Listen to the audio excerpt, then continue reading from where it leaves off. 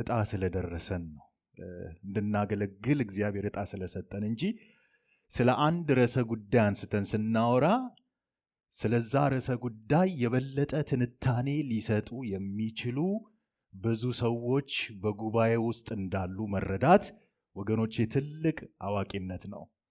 በዚህ ትህትና ነው ማገለግላችሁ። እንደው እናንተን ላሟሙቃችሁ ፈልጌ አይደለም፣ ግን እጣ ደርሶኝ የእግዚአብሔርን ቃል ከእናንተ ጋር ለመካፈል ይህንን ጊዜ ስላገኘው ጌታን አመሰግናለሁ። እግዚአብሔር ይባርካችሁ፣ ይህን ቤተክርስቲያን የምታስተዳድሩ የምትመሩ።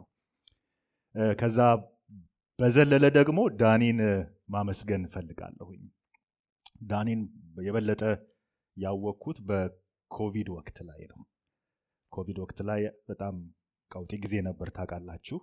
ብዙ ነገሮች ሰዎች የተከተቱበት፣ ነገሮች የተቀየሩበት እና ዋት ኢዝ ኔክስት ምንድነው ቀጣዩ ነገር የሚለው እጣ ፈንታ የመኖር እጣ ፈንታ ለሰዎች በጣም አሳሳቢ በሆነበት ጊዜ ላይ እኔ በማገለግልበት ህብረት ውስጥ የቨርቹዋል ፕሮግራም ነበረንና በጣም ተገኝቶ በማገልገል ደግሞ ሊጠቅሙን የሚችሉ ሰዎችን አድቫይስ በማድረግ ለኛ ያንን አቅርቦት በማድረግ የጠቀመን ወንድማችን ነው።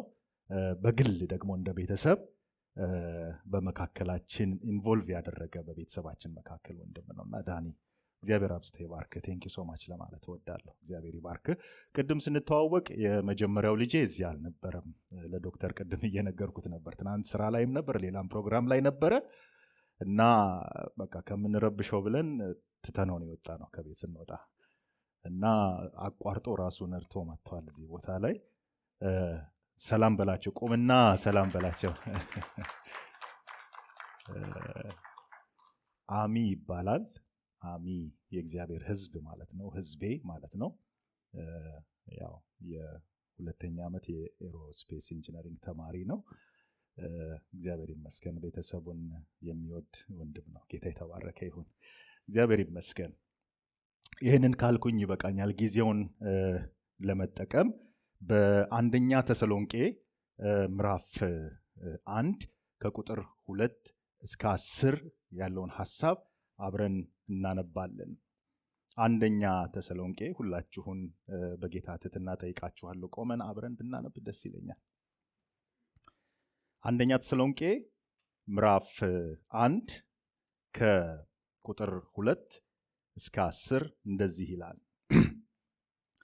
በጸሎታችን ጊዜ ስለ እናንተ ስናሳስብ የእምነታችሁን ሥራ የፍቅራችሁንም ድካም በጌታችንም በኢየሱስ ክርስቶስ ያለውን የተስፋችሁን መጽናት በአምላካችንና በአባታችን ፊት ሳናቋርጥ እያሰብን እግዚአብሔርን ሁል ጊዜ በሁላችሁ ምክንያት እናመሰግናለን።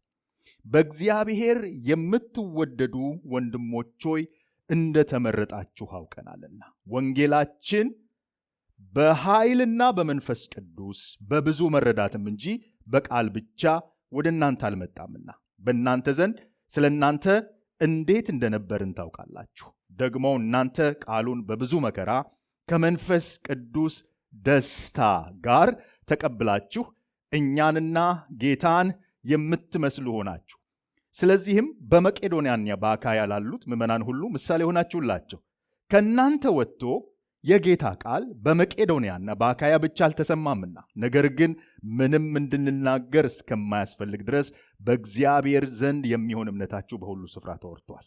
እነርሱ ራሳቸው ወደ እናንተ መግባታችን እንዴት እንደነበረ ስለኛ ይናገራሉና ለሕያውና ለእውነተኛ አምላክም ታገለግሉ ዘንድ ከሙታንም ያስነሳው ልጁን እርሱን ኢየሱስ ከሚመጣው ቁጣ የሚያድነን ከሰማይ ተጠብቁ ዘንድ ከጣዖቶች ወደ እግዚአብሔር እንዴት ዘወር እንዳላችሁ ይናገራሉና። ጌታችን ሆይ እናመሰግንሃለን። ይህንን ቃልህን ባርክልን፣ ተናገረን፣ ድምፅህን አሰማን። የተነበበው ቃልህ ነው ጌታ። በዚህ እውነት ቃላችን ሕይወታችን እንድትሰራ ለምንሃለሁ። ክብር ላንተ ይሁን በጌታ በኢየሱስ ስም። በዚህ ቦታ ያገለግላችሁትን ሁላችሁን እግዚአብሔር ይባርካችሁ ለማለት ወዳለሁ። በዝማሬ ፕሮግራም በመምራት በማስታወቂያ በተለያየ መልኩ እግዚአብሔር ጠቅሞናል በእናንተ በኩል። ጌታ ይባርካችሁ። ብዙ ጊዜ ስናስብ በዚህ በከበረ እግዚአብሔር በሰበሰበው ጉባኤ ውስጥ ጸጋ መካፈል አለ። ይህ ብቻ አይደለም። የሚገርማችሁ 2 እና 3 ሆናችሁ በምትሰባሰቡበት እግዚአብሔር ይናገራል አይደል? ነህምያ መጽሐፍን እኮ ስናነብ ወይም ደግሞ ስንመለከት በነህምያ ልብ ውስጥ የተጸነሰው ራእይ በሰላምታ መካከል ነው። ነህምያ እንዴት ነው ኢየሩሳሌም እንዴት ነች? እዛ ያሉት ቅሬታዎች እንዴት ናቸው? አይ በቃ ፈርሳለች፣ በሩ በሳት ተቃጥሎ ምናምን። ከዛ በኋላ እኮ ነው የመጣ ራእይ፣ ሐሳብ፣ በእግዚአብሔር ፊት የምንተገብረው እውነት በቅዱሳን ንግግር መሃል እንኳን ሊመጣ ይችላል ወገኖች። እና ቀላል ነገር እንዳትቆጥሩት ለማለት ነው። እግዚአብሔር አብዝቶ ይባርካችሁ። እግዚአብሔር ይመስገን።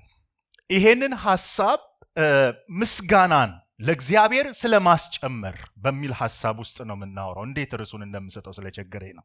ለእግዚአብሔር የመመስገኑ ምክንያት ስለመሆን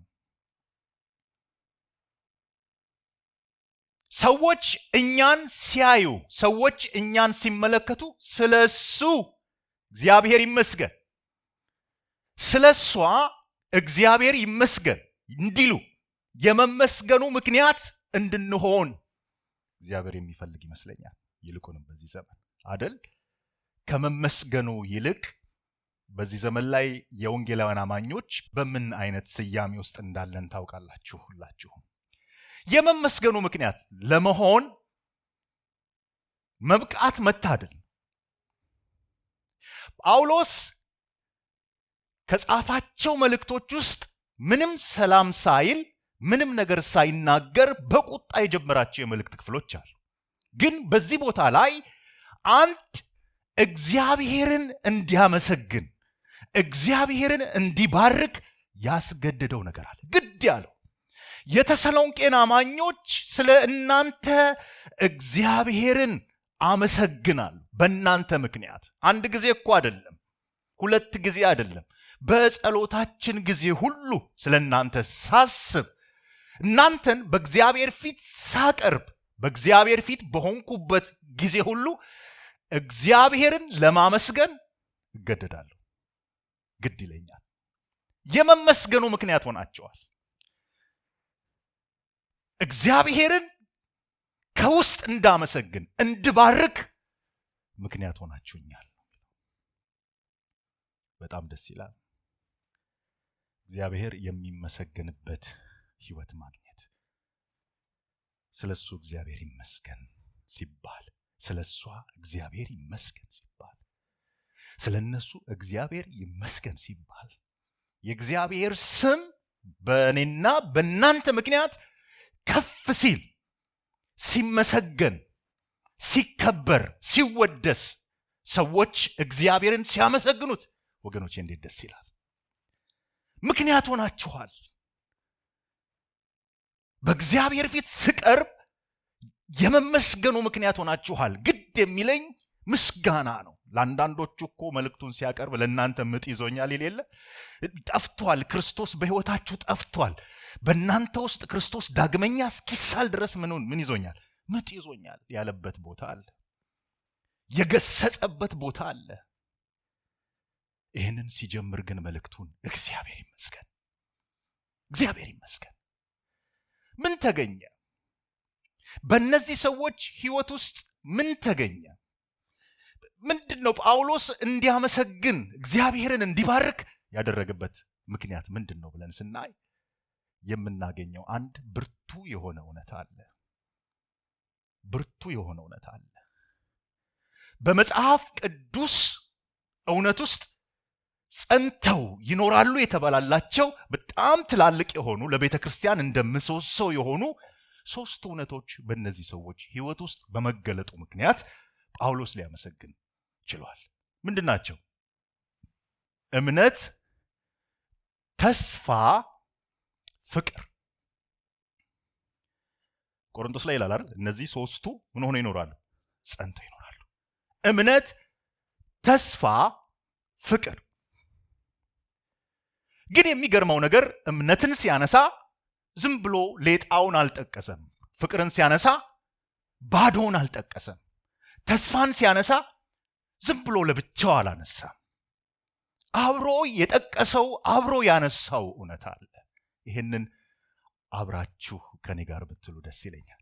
ቅድም የሐዋርያትን ዲክሪ ስንል ነበር። በጣም ደስ ይለኛል። ጤናማ የሆነ እንደዚህ በእግዚአብሔር ፊት የምንናገረው እውነት ደስ ይለኛል። ባይዘዌ በጣም አገር ቤት መካነ ኢየሱስ ቤተክርስቲያን ለኔ ባለውለታዬ ነች።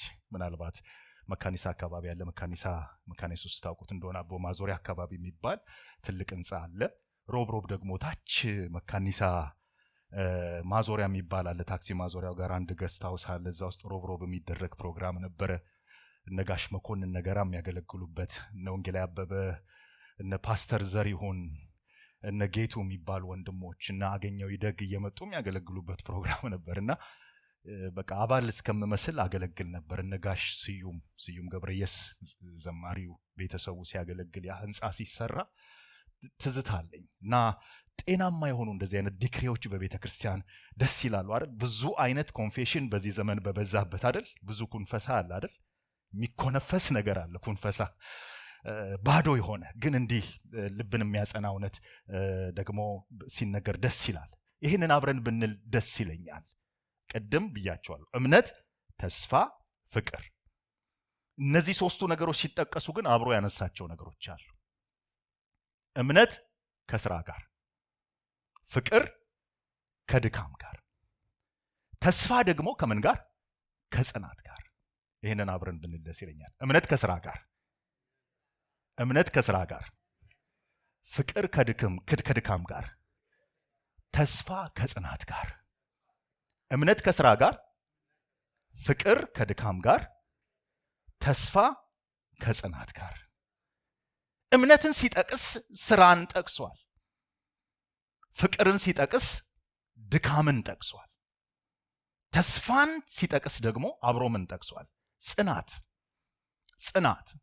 እነዚህ በጣም ቅድም እንዳልኳቸው ለቤተ ክርስቲያን እንደ ፒላር የሆኑ እውነቶች በእነዚህ ሰዎች ህይወት ውስጥ ስለተገኘ እግዚአብሔርን ለማመስገን ግድ ብሎታል። የመመስገኑ ምክንያት ሆነዋል። የእግዚአብሔር የመባረኩ ምክንያት ሆነዋል። የእምነታችሁን ስራ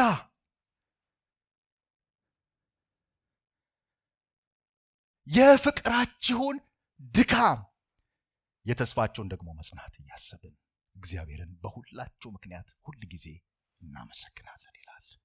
የእምነታችሁን ንግግር አላል። እነዚህ ሰዎች ከንግግሩ ሰፈር በስተው ከምግባሩ ሰፈር የጠፉ ሰዎች አይደሉም። ይልቁንም ከንግግሩ ሰፈር ምን አድርገዋል? ጠፍተው ከምግባሩ ሰፈር የበዙ ሰዎች ናቸው። እግዚአብሔር ለእኛም ይሄን ያደርግልን። ከንግግሩ ሰፈር ሳንበዛ፣ ከንግግሩ ሰፈር ብዙ ሳንውል፣ ከምግባሩ ሰፈር እግዚአብሔር እንዲያገኘን። እምነታቸው በስራ የተገለጠ ያመኑትን ጌታ ያመኑትን ክርስቶስ በህይወታቸው ያሳዩ ሰዎች እንደሆኑ እንመለከታለን።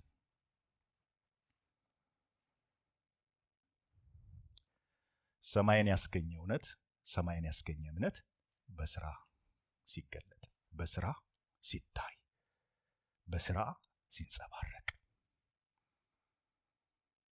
ብዙ ከምግባሩ ዓለም የጠፋንበት አንዱ ምክንያት እኛን አማኞች ትንሽ ያዘናጋን ጽድቅ የሚገኘው በእምነት ነው ብለን ስለምናስብ ይመስለኛል። አይመስላችሁም? እውነት ነው። ጽድቅ የሚገኘው ምንድን ነው? በእምነት ነው። ወፍ በሰማይ ላይ የምትበረው እስቲ ቆይ ወፍ ለመሆን ሙከራ ላድርግ ብላ አይደለም። ስርዓቷ ነው። ወፍ ስለሆነች ነው። እኛም በጎን ስራ የምንሰራው፣ መልካምን ስራ የምናደርገው፣ ዕለት ዕለት በጎ ስራ በህይወታችን እንዲበዛ የምናደርገው ለመዳን ሳይሆን ምን ስላደረግን? ስለዳንን። የዳንበት መገለጫ ስለሆነ ነው። ስለዚህ ወገኖቼ እግዚአብሔር የሚመሰገንበት አንድ እውነት እምነት በስራ የተገለጠበት እውነትን እናያለን እዚህ ቦታ ላይ። ሁለተኛው የፍቅራቸውን ድካም ይላል። ፍቅራቸው በድካም የተገለጠ ነው። ፍቅር ማለት ድካም አለበት ማለት ነው። እንግዲህ ድካም አለበት። ፍቅር ዋጋ የሚጠይቅ ነው ማለት ነው። የፍቅራቸውን ድካም ይሄንን እውነት ሌበር ኦፍ ላቭ ነው የሚለው አይደል እንግሊዘኛው። ያንን እውነት ኮፖስ ይለዋል። ቶይል የሚል ትርጉም፣ ሃርድሺፕ የሚል ትርጉም አለው። ፍቅር ዋጋ ያስከፍላል ማለት ነው። ዋጋ ያስከፍላል ማለት ነው። ሳክሪፋይስ የምናደርገው ነገር አለ ማለት ነው ወገኖቼ። አንድ እውነት ብያችሁ ልለፍ። ፍቅር በመስጠት ይገለጣል። ፍቅር በመስጠት ይገለጣል። ባጭር ቃል ፍቅር በመስጠት ነው የሚገለጠው። እግዚአብሔር ለኔና ለናንተ ያለውን ፍቅር ክርስቶስን እኮ በመስጠት ነው የገለጠው። ለምን? ፍቅር በመስጠት ስለሚገለጥ። ክርስቶስ ደግሞ ለኛ ያለውን ፍቅር የገለጠው ራሱን በመስጠት ነው።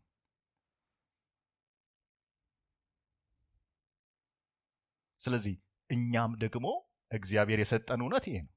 የሆነ ነገር መሆን አለበት። በተለይ በዚህ ዘመን ወገኖቼ ብዙ ቸርነት ልናደርግበት፣ ፍቅራችንን ልንገልጽበት የምንችል ብዙ ነገሮች እንዳሉ ላሳስባችሁ እወዳለሁ። የሚሰማው ላጣ ሰው ማን ነው የሚረዳኝ ላለ ሰው ጊዜ ሰጥቶ ያንን ሰው መስማት ፍቅር ነው። ጊዜያችሁን ስለሰጣችሁት እንዳይመስላችሁ። በህይወት ዘመኔ በጣም የማስታውሰው አገር ቤት እያለሁ አንዳንድ ጊዜ እንደ መጋቢ ስትሆኑ፣ እንደ አገልጋይ ስትሆኑ ብዙ ሰው ይመጣል ወደ እናንተና በጣም የማስታውሰው አንድ ሴት መታ ያለማጋነን ለአንድ ሰዓት ያህል ተናግራለች። እኔ ምንም አላልኩም። ያው በቃ እንደዚህ እየቀየርኩ እጄን ወይኛውንም እየቀየርኩ ከዝም ብዬ ነው የምሰማው። ምን እንደሆነ ታውቃላችሁ? ከጨረሰች በኋላ ምናምን ብላ እንደዚህ የሚሰማኝ ሰው አለ ብላ በቃ ምንም አልፈልግም ብላ ነው ሄደችው። ምንም አላልኩም። የምክር ቃል እንኳን እንደዚህ ያደርግ ያላልኳት።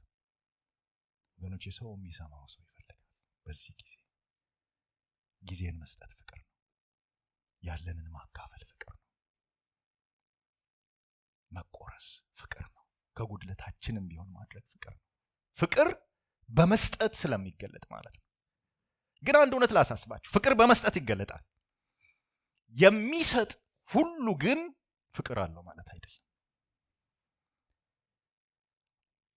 አያችሁ፣ ስንሰጥ የምንሰጥበትን ሞቲቭ እግዚአብሔር ይመዝነዋል ወገኖቼ።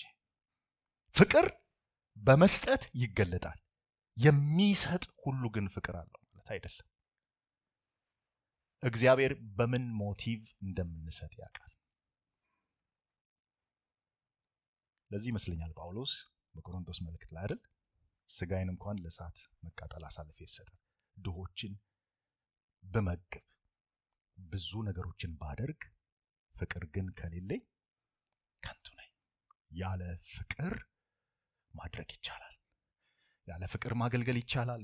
ያለ ፍቅር መስበክ ይቻላል። ያለ ፍቅር ብዙ ነገሮችን ማድረግ ይቻላል።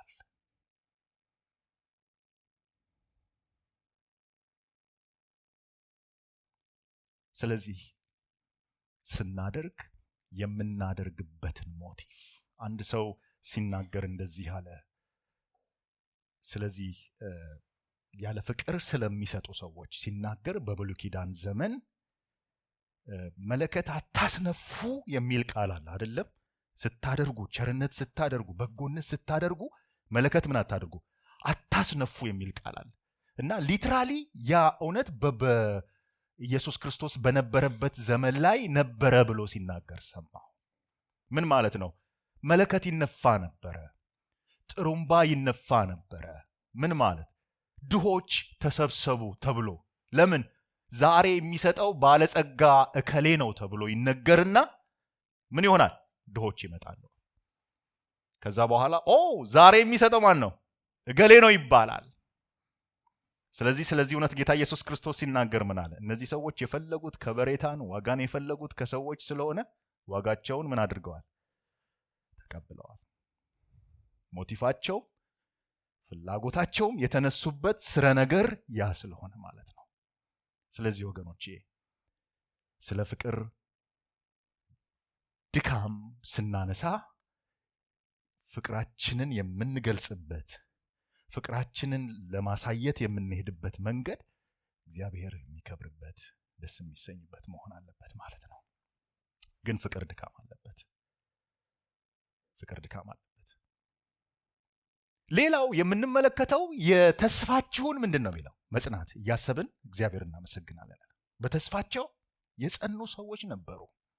ያንን እውነት የምናየው በተለይ የሐዋርያትን መልእክት ስናነብ፣ በተለይ መልእክታትን ለመረዳት ግዴታ የሐዋርያት ስራን መመልከት አለብን እና እዛ ላይ ስናይ ሐዋርያት ሥራ ምዕራፍ 17 ላይ ጳውሎስ ወደ ተሰሎንቄ በገባ ጊዜ የእግዚአብሔርን እውነት በምኩራብ ባስተማረ ጊዜ ትልቅ የሆነ ስደት ተነስቶ ነበር እዛ ቦታ ላይ እና እነ ጳውሎስ ራሱ የወጡት በመከራ ተሰደው ነው የወጡት። ከዛ ሀገር በደረሰባቸው መከራ ነው የወጡት። አገር ያወቁ መጥተዋል ተብለው፣ እዚህም ደግሞ ሊያውኩ መጥተዋል ተብለው በስደት ነው የወጡት። እነዚህ ሰዎች ይሄንን እምነት የተቀበሉት፣ ክርስቶስን የተቀበሉት፣ ሕይወትን የተቀበሉት በዚህ ማህበረሰብ፣ በሚቃወም ማህበረሰብ፣ መከራ ባለበት ማህበረሰብ፣ ችግር ባለበት ማህበረሰብ፣ ክርስቶስን በሚያሳድድ ማህበረሰብ ውስጥ ነው። ግን ምን አድርገው ነበረ? በተስፋቸው ጸንተው ነበር ይላል። እምነት ከስራ ጋር፣ ፍቅር ከድካም ጋር፣ ተስፋ ደግሞ ከምን ጋር? ከጽናት ጋር። ወገኖቼ አንድ ሁለት ነጥቦችን ላንሳና ጨርሳለሁ ካለው ሰዓት አኳያ። እነዚህ ሰዎች ይሄንን ቅድም እንዳልኩት የከበረ እውነት፣ እግዚአብሔር የሚመሰገንበትን እውነት እንዴት ሊያመጡት ቻሉ? በህይወታቸው እንዴት ሊገለጥ ቻለ? ወደዚህ እውነት እንዴት ሊመጡ ቻሉ? እግዚአብሔር የሚመሰገንበትን እውነት እንዴት ሊያመጡ ቻሉ? እግዚአብሔር የሚከበርበት፣ እግዚአብሔር ይመስገን ብለው ሰዎች እንዲያመሰግኑ የሆነበት ምክንያት ምንድን ነው? ዛሬ እግዚአብሔር በእኔና በእናንተም ህይወት እንዲመሰገን፣ ሌሎች እግዚአብሔርን እንዲባርኩት፣ ሌሎች እግዚአብሔርን በእኛ ምክንያት እንዲያመሰግኑት፣ የእግዚአብሔር ስም በበጎ እንዲነሳ በእኔና በእናንተ ምክንያት ምን እናድርግ? የመጀመሪያው ነገር እግዚአብሔር እንዲመሰገን ቃሉን የሚቀበል ልብ እግዚአብሔር ይፈልጋል። ቃሉን የሚቀበል ልብ። ቁጥር 6 ላይ ቅድም ባነበብነው ክፍል ውስጥ ምን ይላል መሰላችሁ? ደግሞ እናንተ ቃሉን በምን? በብዙ መከራ ከመንፈስ ቅዱስ ደስታ ጋር ተቀብላችሁ እኛንና ጌታን የምትመስሉ ሆናችሁ ይላል። እግዚአብሔርን መምሰል፣ እግዚአብሔር የሚከበርበት ህይወት ያለ እግዚአብሔር ቃል አይመጣም። እኔ አንድ በጣም ባለሙያ ሴት አውቃለሁ። የሚገርማችሁ በጣም ከሙያዋ የተነሳ ዶሮ ወጥ በጀበና ትሰራለች። በጀበና ማን ነው ያለው? ለምን እንደዛ አልሽ? ሸክላ ጀበና፣ የአገር ቤት ጀበና ታውቃላችሁ፣ ቡና የሚፈላበት፣ በሱ ነው ዶሮ ወጥ የምትሰራው። ምንድን ነው? የማይሆን ነገር ነው አይደል? የፈለገ ሙያ ቢኖር እንዴት አድርጎ ይገባል? ዶሮን የሚያክል ነገር ጀበና ውስጥ እንዴት ይገባል? አይገባም። ምን ልላችሁ ፈልጌ ነው ያልኳችሁ፣ ጀበናው የተበጀው ለቡና ማፍያነት እንጂ ለወጥ መስሪያነት አይደለም። አንዴ ተበጅቷል። ምን እንዲሆን? ቡና እንዲፈላበት፣ ለቡና ማፍያነት በቆንጆ ሁኔታ ነው የተበጀው። ለወጥ መስሪያነት ግን ተበላሽቷል። ምን ማለት ነው? ለአንድ ነገር በተበጀን መጠን ለአንድ ነገር መበላሸታችን ግድ ነው። በሁለት ነገር አንበጅም አይመስላችሁ? ለጽድቅ በተበጀን መጠን ለአመፃ እኮ እየተበላሸን ነው። ለእውነት በተበጀን መጠን ለሐሰት ምን እየሆንን ነው? እየተበላሸን ነው። እና አንድ ሰው ሲናገር እንደዚህ ያለ፣ እግዚአብሔር አበላሸኛል። ያው ያበላሸው ለክፉ ነገር ነው፣ ለሌላ ነገር፣ ለክፉ ነገር አበላሸኝ። አመጽ መጥቶ እኔ ላይ እንዳይገጠም እንዳይሰራ፣ ክፉ ነገር በእኔ ህይወት እንዳይሰራ አበላሸኝ። በቃ እግዚአብሔር አበላሽቶ ሰራኛል። ልባርካችሁ ታዲያ በዚህ በረከት እግዚአብሔር ያበላሻችሁ ብዬ። ግን ይህ እውነት ያለ እግዚአብሔር ቃል አይመጣም። እናንተም ቃሉን እንዲሁ እኮ አይደለም የሚለው። በብዙ ምንድን ነው ሕዝብ መከራ ቃሉን በብዙ ምን መከራ፣ ግን ደግሞ ከመንፈስ ቅዱስ ምን ጋር ደስታ ጋር አለ። በቃል ውስጥ ያለ እውነት፣ በቃል ውስጥ ያለ መንፈስ ስላለ፣ መንፈስ ቅዱስ ስላለ፣ የቃሉ ደራሲ አብሮ ስላለ ማለት ነው።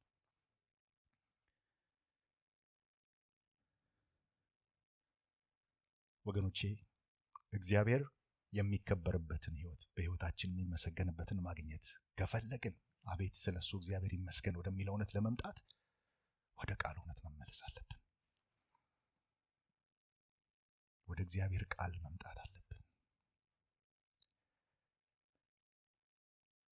ትዝ ይላችሁ ከሆነ ምናልባት ሰምታችሁት ሊሆን ይችላል ሐሳቡን። አንዳንድ አባት ባይብል አነበቡና ከዛ ባይብላቸውን ዘጉት እና መነጽራቸው ጠፋ። መነጽራቸው ጠፍቶ 6 ወር ተፈለገና በ6ኛው ወር ነው መነጽራቸው የተገኘው ምን ውስጥ ይመስላችኋል? መጽሐፍ ቅዱስ ውስጥ ነው የተገኘው። ያ ማለት ያው ለ6 ወር አላዩትም መጽሐፉን ማለት ነው። 6 ወር ሙሉ መጽሐፉ ጠፍቶ ነበርና እግዚአብሔር ይርዳን። አቧራ ከጠጣበት ካላነሳንበት ረገፍ አድርገን አንስተን ይህንን የሕይወት መጽሐፍ እግዚአብሔር እንድንመሰገንበት የሚያደርገውን የሚያበጀንን፣ ለጽድቅ የሚያበጀንን፣ ለእውነት የሚያበጀንን፣ እግዚአብሔር ለመምሰል የሚያበጀንን የእግዚአብሔርን ቃል እውነት እንድናነብ በሕይወታችንም ደግሞ ተግባራዊ እንድናደርግ እግዚአብሔር ሁላችንንም ይርዳን። አንድ ሰው ምስጉን ከሚባል ሰው ጋር አስተዋወቀኝ። ታውቁታላችሁ? በጣም ብዙ ቸርች አይጠፋም ይሄ ወንድም። በጣም ብዙ ቸርች ይካፈላል እና በየቸርቹ ሄዶ አገልግሎት በመስጠት ነው የሚታወቀው ምስጉን የሚባለው ሰው። አታውቁትም? እዚህ መጥቶ አያውቅም? ያውቃል? ማን ነው? እሺ እግዚአብሔር ይባርክ። ምስጉን የሚባለው ሰው መዝሙር ምዕራፍ 1 ላይ የምታገኙት ሰው ነው። እሱን እኔም አንድ ሰው ነው ያስታወቀኝ። ምስጉን ነው ይሄ ምስጉን ነው የሚባለው ሰው ምስጉን ነው፣ በክፉዎች ምክር ያልሄደ፣ በዋዘኞችም ወንበር ያልተቀመጠ። ሄዶ ከብዙ ክፉ ስፍራዎች ላይ አልተገኘም፣ ግን የተገኘ የት ነው? ነገር ግን ሕጉን በቀንና በሌሊት ምን ያደርገዋል? ያስበዋል። ስላሰበው ምን ሆነ? ሕይወቱ በውሃ ፈሳሾች ዳር እንደተተከለ ዛፍ፣ ፍሬው እንደማያቋርጥ ቅጠሉም እንደማይረግፍ አይነት ዛፍ ነው ይላል። ይህ ብቻ አይደለም፣ የሚሰራውም ይከናወንለታል። መከናወን ያለው በእግዚአብሔር ቃል ውስጥ ነው ወገኖች። ስኬት ያለው በእግዚአብሔር ቃል ውስጥ ነው። ስለዚህ ወደ እግዚአብሔር ቃል እውነት ውስጥ እንመጣ። እግዚአብሔር ይርዳን። የእነዚህ ሰዎች ህይወት ሚራክል ስለመጣ አይደለም፣ የሆነ ነገር ስለሆነ አይደለም ወገኖቼ። ይሄ እውነት እግዚአብሔር የሚመሰገንበት እውነት በህይወታቸው እንዲመጣ ያደረገው ነገር ምንድን ነው ብትሉኝ፣ ቃሉን የሚቀበል ልብ ነበራቸው። ቃሉ በህይወታቸው እንዲሰራ የፈቀዱ ሰዎች ናቸው። ቃሉ በህይወታቸው እንዲተገበር የፈቀዱ ሰዎች እንደሆኑ እንመለከታለን። ሁለተኛውን ሐሳብ ልናገርና ልጨርስ። እግዚአብሔር የሚመሰገንበት፣ እግዚአብሔር የሚከበርበት፣ እግዚአብሔር ደስ የሚሰኝበት ህይወት በእኔና በእናንተ ዘንድ ይገኝ ዘንድ ምን እናድርግ ለሚለው ጌታን የሚጠብቅ ልብ፣ የሚመጣ ጌታ እንዳለን የሚያስብ ልብ ደግሞ ያስፈልገናል ማለት ነው። ምን ይላል? ቁጥር 10 ላይ እንደዚህ የሚል ጌታ ቃል አለ። እነርሱ ራሳቸው ወደ እናንተ መግባታችን እንዴት እንደነበረ ስለኛ ይናገራሉና ለሕያውና ለእውነተኛ አምላክም ታገለግሉ ዘንድ ከሙታንም ያስነሳውን ልጁን እርሱም ኢየሱስን ከሚመጣው ቁጣ የሚያድነንን ከየት ትጠብቁ ዘንድ? ከሰማይ ትጠብቁ ዘንድ ከጣዖታት እንዴት ዞር እንዳላችሁ ይናገራሉ። ከሰማይ የሚመጣውን ጌታ ተጠብቁ ዘንድ። በጣም አንዱ በዚህ በተሰሎንቄ መልእክት ውስጥ የምናገኘው ዋና ሐሳብ ስካቶሎጂካል የሆነ ሐሳብ አለው። ታውቃላችሁ፣ ስለ ክርስቶስ ምጽአት ይናገራል። እነዚህ ሰዎች በጣም ጤናማ የሆነ አመለካከት ያላቸው ናቸው። ጌታ ይመጣል የሚል ጌታን የሚጠብቅ ልብ ነበራቸው። ሚስ ያደረጉት ግን ምንድን ነው? አጠባበቁን ነው። ጌታ ኢየሱስ ክርስቶስ ይመጣል ብለው ስላሰቡ በየዕለት ህይወታቸው ውስጥ ማድረግ የሚገባቸውን ነገር ኮምፕሊትሊ ትተውት ስለነበረ ማንም ሊሰራ የማይወድ ቢኖር ምን ያደርጋል? እንዳይበላ ሁሉም የገዛ ስራውን በገዛ እጁ እየሰራ እንጀራውን የገዛ እንጀራውን ይብላ ያለ በጽድቅ መጠበቅ፣ በቅድስና መጠበቅ፣ እግዚአብሔርን በመፍራት መጠበቅ ነው እንጂ ነገር ዓለሙን ትቶ መቀመጥ አይደለም ብሎ ጳውሎስ የመከረበት ክፍል ነው። ወገኖቼ ጌታ ኢየሱስ ክርስቶስ ይመጣል። ጌታ እመጣለሁ፣ በቶሎ እመጣለሁ ያለ ጌታ ይመጣል። ጌታ ኢየሱስ ክርስቶስ ይመጣል። ስለዚህ ስለሚመጣ በዚች በቀረልን ዘመን በቀረልን ዕድሜ ውስጥ ወገኖቼ ጌታ ደስ የሚሰኝበትን የሚከብርበትን ሌሎችም ለጌታ ምስጋናና ክብር በእኔና በእናንተ ህይወት ምክንያት እግዚአብሔርን የሚባርኩበት እውነት እንዲመጣ እግዚአብሔር ሁላችንን ይርዳን። አጭር ጸሎት አብረን እናደርጋለን። ሌሎቹን ፖይንቶች የተውኳቸው ጊዜዎቹን ለመጠቀም ብዬ ነው። ግን እነዚህን ሁለት ዋና ነገሮች ከተናገርኩኝ ይበቃል። ወገኖቼ የኔናን የናንተን ህይወት ሰዎች ሲመለከቱት ምን ይሉ ይሆን? ቤታችን ምን ይላል? ጎረቤታችን ምን ይላል? ማህበረሰብ ምን ይላል? ወገኖቼ የነዚህ ሰዎች ህይወት በብዙ ነገር ተፈትኖ እግዚአብሔር ወደሚመሰገንበት ህይወት የመጣ እውነት እንደሆነ እናያለን። አንድ ሰው እንደዚህ አላሉ፣ አይንኩኝ እንጂ ትዕግስተኛ ነኝ አላሉ። ወገኖቼ ሳይነካ ህይወታችን ሳይበረበር ህይወታችን ሳይፈተሽ ትዕግስታችን አይታወቅም፣ ጽናታችን አይታወቅም፣ እግዚአብሔርን መፍራታችን አይታወቅም። ስለዚህ እነዚህን ሁሉ ቼክ ሊያደርጉ የሚመጡ ቼኪንግ ፖይንቶች ወደ ህይወታችን ሊመጡ ይችላሉ። ወገኖቼ እንዴት ነው የምናስተናግዳቸው? እንዴት ነው የምንቀበላቸው? የእግዚአብሔር ሰውነታችንን ይገልጣሉ ያጋጠሙን ነገሮች የበለጠ እግዚአብሔርን ሰዎች እንዲያከብሩ፣ በእኛ ህይወት እንዲኮነኑ፣ በእኛ ህይወት ምንድነው ብለው የእኛን ነገር እንዲሰረስሩ፣ እንዲመረምሩ፣ ወደ እውነተኛው መንገድ እንዲመጡ የሚያደርግ ህይወትን እግዚአብሔር ከኛ ያገኝ ይሆን? እግዚአብሔር ሁላችንንም ይርዳን። ጌታ ሆይ እናመሰግናለን። ክብር ላንተ ይሁን። ስለሰጠህን ጊዜ ተመስገን።